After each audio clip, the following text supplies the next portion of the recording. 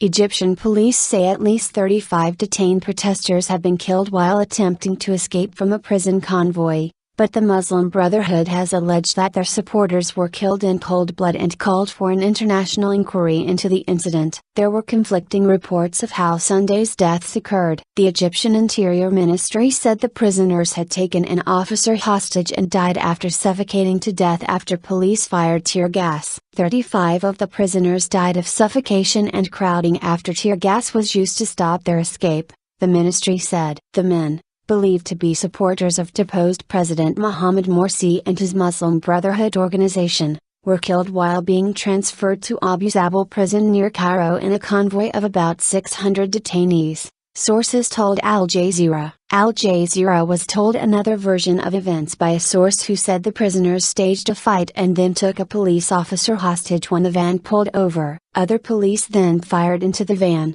killing those inside. The Egyptian MENA news agency said that the van transporting the men pulled over and was attacked by armed gunmen. It reported that the prisoners took a police officer hostage in an attempt to escape but were killed in a shootout, not by tear gas as claimed by the government. Al Jazeera's Bernard Smith, reporting from Cairo, quoted a source who said the men had been arrested at the end of a siege at Cairo's Fatah Mosque on Saturday. More than 200 people were said to have been arrested there on various charges including terrorism. Call for probe. In a statement on Sunday, the anti-coup alliance said it had obtained evidence of the assassination of anti-coup detainees in a truck transferring them to Abu Zaabal prison. They were reportedly assassinated in their truck with live ammunition and tear gas fired from windows. The murder of 35 detained anti-coup protesters affirms the intentional violence aimed at opponents of the coup, and the cold-blooded killing of which they are targets, it said in a statement in English. Abu Zaabal was the scene of a mass breakout of prisoners in 2011 as police abandoned their posts during protests against the former President Hosni Mubarak. The group said it puts full criminal responsibility on leaders of the 3rd of July coup,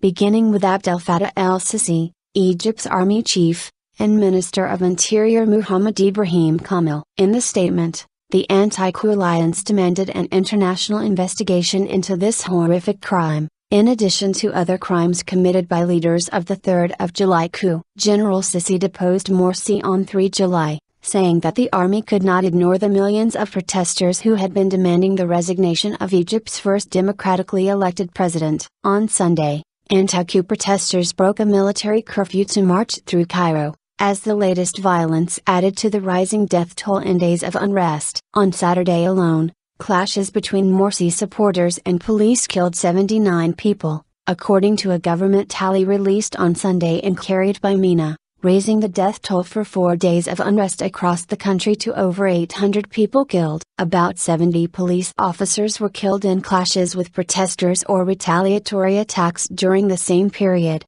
according to the Interior Ministry.